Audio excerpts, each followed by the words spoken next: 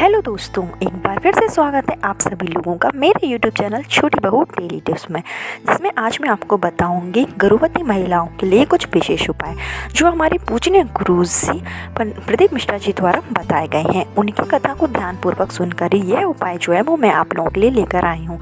उपाय जो है वो बहुत ही सरल है, लेकिन इनका जो फल है वो बहुत ही उत्तम मिलता है।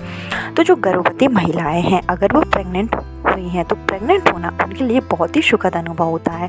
प्रेगनेंसी एक ऐसा पल होता है जो हमारी ज़िंदगी में खुशियों को भर देता है, और यह जो अनुभव है वो हर महिला अपने जीवन में एक ना एक बार महसूस जरूर करना चाहती है। प्रेगनेंसी का सबसे सुखद अनुभव हमें जब होता है जब हम पहली बार माँ बन रहे होते हैं। ऐसे में सभी महिलाएं यह चाहती हैं कि उनका जो बच्चा हो वो विकलांग ना हो, पूर्ण रूप से हर कार्य को करने में सक्षम हो, तेज बुद्धिमान हो, सुंदर हो, सुडौल और हष्ट-पुष्ट हो। ऐसे में हमारे पूजनीय गुरु जी द्वारा बताए गए छोटे छोटे उपाय हैं, जिनको अगर आप लोग करेंगे तो आपका जो बच्चा है वो तेज़ दिमाग वाला होगा, हर कार्य को करने में सफल होगा। तो देर नहीं करते हैं और उपाय की शुरुआत करते हैं। अगर आपको उपाय अच्छे लगे तो वीडियो को लाइक ज़रूर कर दीजिए। चलिए सबसे पहले बात कर लेते हैं कि अगर आप प्रेग्नेंट हुई हैं और आपको जैसे ही पता चल गया कि अगर आप प्रेग्नेंट हैं तो पहले ही दिन से आपको यह उपाय करना है। आपको क्या करना है कि अगर आप चाहते हैं कि आपका जो बच्चा है वो तेज दिमाग वाला हो, उसके लिए यह उपाय है। तो उसके लिए आपको सबसे पहले ले लेना है चावल, और जो चावल की संख्या है वो आपको रखना है 1008। 1008 आपको चावल लेना है। गिनती के 1008 चावल लेना है, ना एक कम लेना ना एक ज़्यादा लेना है। और यह जो आप चावल लें, तो जैसे कि आप कल अगर यह उपाय कर रहे हैं तो एक दिन पहले आप 1008 चावल को गिन लें, और इतने ही चावल आप धोकर अच्छे से सुखा लें। जो भी आप चावल चढ़ाएं उसको धोकर अच्छे से सुखा लें, साफ़ सुथरा चावल हो, साबुत अक्षत जो होता है वो आपको लेना है। उसके बाद आपको लेना है एक बेलपत्र, और जो बेलपत्र है वो आपको 3 पत्ते वाली बेलपत्र लेना है, जैसा कि आप देख रहे हैं। कट्टी पट्टी बेलपत्र नहीं लेना है, ना ही एक पत्ते वाली बेलपत्र लेना है। 3 पत्ते वाली आप बेलपत्र ले लीजिए, और ये दोनों ही चीज़ें चावल और बेलपत्र उसको आपको रखना है एक सफ़ेद कलर के कपड़े में। सफ़ेद कलर के कपड़े में रखकर आपको जाना है शिव मंदिर। शिव मंदिर में आपको जाना है सोमवार के दिन। यह जो उपाय है वो आपको सोमवार को करना है। बस ये 2 चीज़ लेकर आपको शिव मंदिर में जाना है। जो गर्भवती महिलाएं वो स्वयं यह उपाय करेंगी। शिव मंदिर में जाना है और अपने दाहिने हाथ से ये जो चीज़ है वो शिव जी को अर्पित कर देना है। और अर्पित करते समय आपको शिव जी के जो पंचाक्षर मंत्र है, पंचाक्षर मंत्र जिसमें 5 अक्षर होते हैं, नमः शिवाय, जैसे कि एक होता है ओम नमः शिवाय, तो आपको ओम नमः शिवाय नहीं बोलना है। आपको केवल 5 अक्षरों वाला मंत्र नमः शिवाय बोलना है। नमः शिवाय का आपको 11 बार जाप करना है। ऐसा करने से जो गर्भवती महिलाएं हैं उनका जो बच्चा होता है वो बहुत ही सुंदर भी होता है, साथ ही साथ तेज बुद्धि वाला होता है। और अगर आपको संभावना लग रही है कि जो आपका बच्चा है वो विकलांग है, आपने डॉक्टर को चेकअप किया है तो डॉक्टर ने बताया कि आपका बच्चा मंदबुद्धि, तो यह उपाय करने से आपका जो बच्चा है, अगर थोड़ी बहुत संभावना भी होगी विकलांगता की, तो वो भी पूर्ण रूप से समाप्त हो जाएगी। लेकिन यह जो उपाय है वो आपको पहले दिन से ही करना है। पहले दिन से जब आप यह उपाय करना शुरू कर देंगे तो आपका जो बच्चा है वो बहुत ही तेज दिमाग वाला और बुद्धिमान होगा। बहुत ही अच्छा उपाय हमारे पूजनीय गुरु जी की कथा से लिया गया है, और यह बहुत लोगों ने अपनाया भी है। तो आप लोग यह उपाय जरूर करिए। चलिए बात करते हैं दूसरा उपाय जो हमारे पूजनीय गुरु जी द्वारा बताया गया है।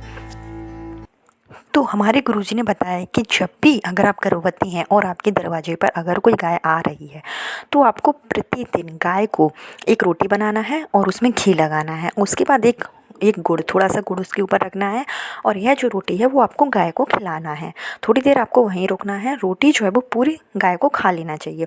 ऐसा करने से भी आपका जो बच्चा होगा वो बुद्धिमान होगा, और बहुत ही अच्छा उपाय है, इसको आप लोग ज़रूर करिए। दूसरा उपाय जो हमारे गुरुजी ने बताया कि अगर आप चाहते हैं कि आपका जो बच्चा है दीर्घायु हो, तो उसके लिए आपको अपने पितरों की आशीर्वाद की जरूरत। उसके लिए आपको हर शनिवार को पीपल के वृक्ष के नीचे, जब तक आप गर्भवती रहेंगी पूरे 9 महीने, पीपल के वृक्ष के नीचे सरसों के तेल का एक दिया जलाना होगा। और यह जो उपाय है वो आप अपने घर में किसी से भी करवा सकते हैं। आपके घर में आपके भाई हैं या फिर आपके पति हैं, तो किसी से भी आप यह उपाय करवा सकते हैं।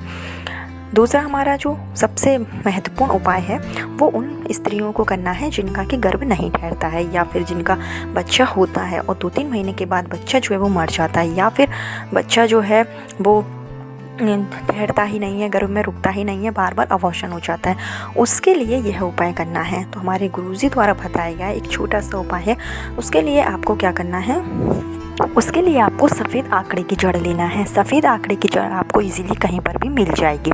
जो सफ़ेद आकड़े की जड़ होती है उसमें भगवान गणेश का स्वरूप बताया गया है। तो यह जो उपाय है वो बहुत ही कारगर है हमारे गणेश जी। ये जो उपाय है उसके लिए हमारे गणेश जी हमारी प्रार्थना जरूर सुन लेते हैं। तो सफ़ेद आकड़े की जड़ आप ले लीजिए। उसके बाद में आपको जो सफ़ेद आकड़े की जड़ है वो लेकर जाना है शिव मंदिर में। शिव मंदिर में आपको जाना है और तुमरुका जी का नाम का स्मरण करते हुए 7 बार शिवलिंग के ऊपर से यह आकड़े की जो जड़ है फेर देना है। उसके बाद आपको चुपचाप अपने घर आ जाना है। याद रहे कि जब आप यह उपाय करें तो किसी को बताएं नहीं, क्योंकि कहा जाता है कि जब हम कोई उपाय करते हैं अगर किसी को बता दें तो हमारा पुण्य नहीं होता है। तो आपको बताना नहीं है। जब आपने आकड़े की जड़ शिवलिंग के ऊपर से फेर दी उसके बाद आप चुपचाप जड़ लेकर घर आ जाइए। और आपको अपने पीरियड्स के 7वें दिन जब आप साफ़ सुथरे हो जाएं, अपने बाल धो लिए, उसके बाद से यह जो जड़ है वो आपको लाल कलर के धागे में अपने कमर में बांध लेना है। और आप बांध लीजिए। उसके बाद आप कुछ दिनों तक इंतज़ार कीजिए। आप देखेंगे आपका जो गर्भ है वो रुक जाएगा, आप प्रेग्नेंट हो जाएंगे। बहुत ही अच्छा उपाय है और इसको बहुत से लोग कर भी चुके हैं ऐसा करने से। तो अगर आप कभी गर्भ नहीं ठहर रहा है और बहुत काफ़ी लंबा टाइम हो गया है तो एक बार सफ़ेद आकड़े की जड़ का यह उपाय जरूर करिए। सफ़ेद आकड़े की जड़ जो कि गणेश जी का स्वरूप होती है, और अगर गणेश जी भगवान शिव से प्रार्थना करते हैं तो शिव जी ऐसा हो ही नहीं सकते हैं क्योंकि अपने भक्तों की प्रार्थना ना सुने। गणेश जी द्वारा बताई गई यह जो प्रार्थना होती है वो शिव जी तक जाती है। तो जो शिव जी हैं वो अपने भक्तों की प्रार्थना ज़रूर सुन लेते हैं और उनकी गोदी ज़रूर भर देते हैं। हमारे भोलेनाथ सभी भक्तों की प्रार्थना सुनते हैं। और पूजनीय गुरु जी द्वारा बताया गया यह जो उपाय है वो बहुत ही सरल भी है और आप इसको कर सकते हैं, इससे बहुत ही अच्छा फल मिलेगा। तो 3 सरल से उपाय थे जिसको आप लोग कर लीजिए। ऐसा करने से आपको उत्तम फल की प्राप्ति होगी। कल फिर मिलती हूँ नए वीडियो के साथ। जब तक के लिए राधे राधे।